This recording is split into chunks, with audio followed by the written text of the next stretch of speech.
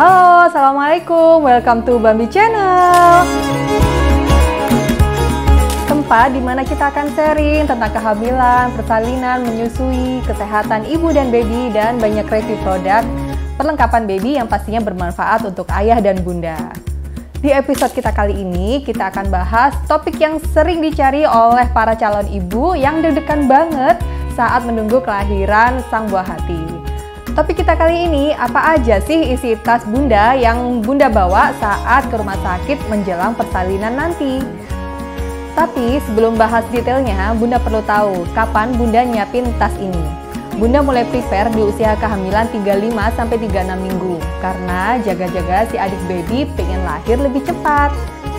Kemudian ayah dan bunda juga harus memutuskan tas ini ditaruh di mana. Contoh di ruang tamu atau di kamar calon baby yang gampang diingat pastinya sama ayah nih. Karena nanti yang sigap ambil tas persalinan ini itu si ayah. Jadi saat kontraksi idaman ini datang, bunda dan ayah udah nggak bingung lagi, fokusnya ke persalinan aja. Jadi saat bunda udah merasakan sakit, ayah langsung sigap ambil tas ini dan cus berangkat ke rumah sakit. Oke, sekarang kita akan bahas detailnya. Jadi tas persalin aku lebih saranin bawa dua ya. Yang pertama satu koper untuk ayah dan bunda. Terus kemudian satu tas lagi untuk perlengkapan si babynya. Nah, apa aja sih perlengkapan yang kita bawa nanti? Itu aku bagi menjadi 3. Yang pertama adalah perlengkapan untuk ayah, dan kemudian kedua adalah perlengkapan untuk si bunda, dan yang ketiga adalah perlengkapan untuk si calon bayinya. Nah, ada perlengkapan tambahan yang karena kita lagi ada di musim pandemi ini, jadi harus perlengkapan tambahan ini yang perlu kita bawa. Oke, yang pertama keperluan ayah. Ini yang sering banget kelupaan karena terlalu fokus sama perlengkapan baby dan bunda. Jadi jangan lupakan kebutuhan ayah ya. Nah, apa aja sih perlengkapan ayah? Jadi aku baginya perlengkapan ayah itu jadi 2 ya, yaitu perlengkapan untuk dokumen, habis itu perlengkapan kebutuhan untuk si ayahnya. Kebutuhan dokumen apa aja yang harus disiapkan? Yaitu seperti KTP, KK, buku nikah, kartu BPJS atau kartu asuransi. Dan yang nggak boleh ketinggalan yaitu buku periksa saat kehamilan atau buku PINK KIA.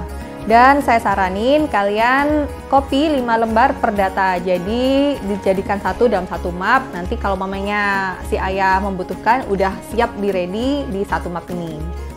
Oke, setelah perlengkapan data udah siap, sekarang kita akan bahas perlengkapan untuk ayah. Nah, apa aja? Oh ya nih, aku kelupaan nih.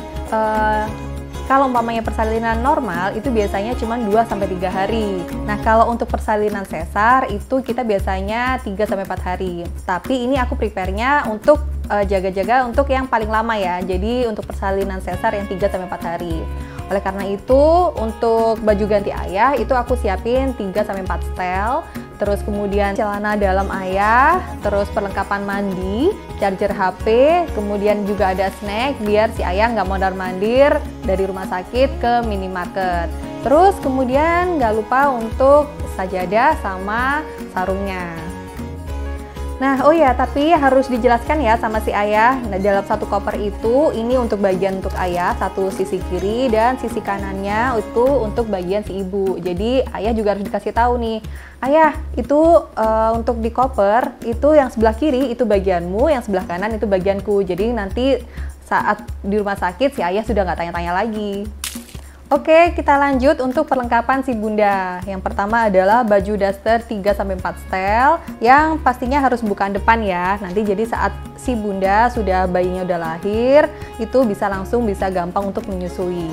Kemudian jangan lupa untuk baju saat pulang. Kalau aku sih saranin bawa bajunya saat pulang itu yang santai-santai aja, bisa mamanya dress langsung panjang gitu biar nggak ribet. Terus jangan lupa celana dalam, terus bra menyusui, kemudian juga jangan lupa korset, karena meskipun bayi sudah lahir, itu perut bunda biasanya masih cenderung besar. Jadi kita tetap butuh korset ini.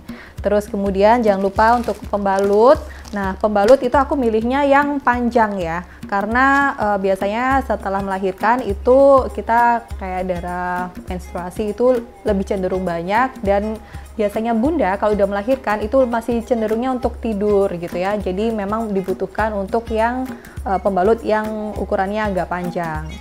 Kemudian jangan lupa juga perlengkapan mandinya sama. Jadi kalau aku sih saranin perlengkapan mandinya itu jadi satu sama si ayah ya. Terus juga perlu ada kosmetik. Nah, kosmetik itu ini kosmetik ringan aja. Jadi nanti kalau mamanya ada tamu datang, itu bunda tetap kelihatan cantik gitu. Nah, selanjutnya itu aku juga harus nyiapin ini 2 kantong plastik. Jadi ini biasanya sih aku untuk kantong plastik yang baju kotor sama aku pisahin. Biasanya nanti kalau persalinan itu biasanya ada noda darah dari si bunda. Jadi dipisahin, ini baju kotor yang tanpa darah dan ini baju kotor yang biasanya ada darahnya gitu. Dan jangan lupa bawa botol air minum, karena lagi di musim pandemi ini lebih baik kita bawanya yang semua milik pribadi.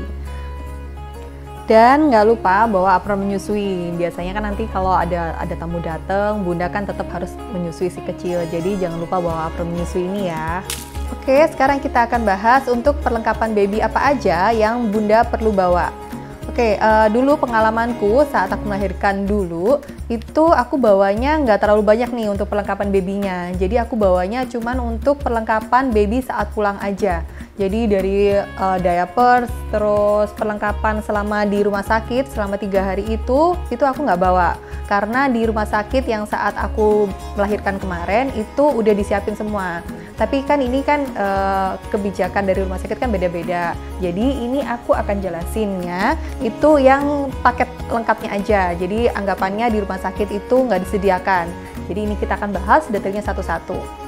Apa aja yang perlu dibawa? Yaitu pertama pakaian bayi itu 3-4 setel. Kemudian ada kaos kakinya. Itu kaos kaki dan kaos tangan itu juga aku bawanya 3 setel. Terus kemudian ada bedong, itu terserah kalian mau pilihnya bedong yang langsung instan atau yang bedong masih model kain, itu terserah, tergantung dari bundanya.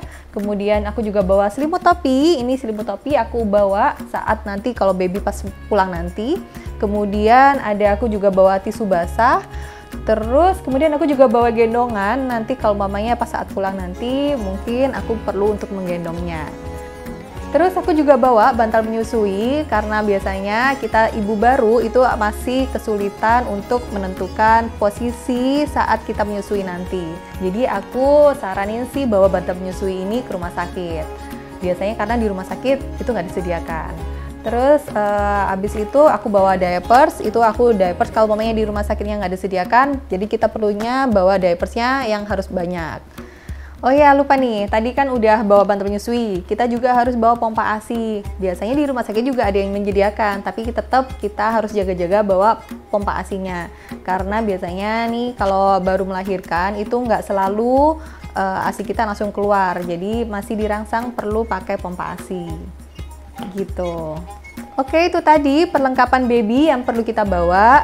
Oh ya, karena kita lagi ada di musim pandemi, ini yang harus dibawa untuk perlengkapan tambahannya, yaitu masker dan hand sanitizer. Ini jangan lupa ya, tetap harus dibawa kemanapun. Nah, itu tadi detail apa aja isi tas yang dibawa saat persalinan nanti. Semoga bermanfaat ya. Semoga persalinan bunda lancar juga tanpa hambatan. Baby dan bunda juga diberikan kesehatan. Amin. Sekian video kita kali ini. Jangan lupa subscribe, like, komen, dan nyalakan loncengnya agar tim Bambi semakin semangat bikin videonya. See you next video. Assalamualaikum.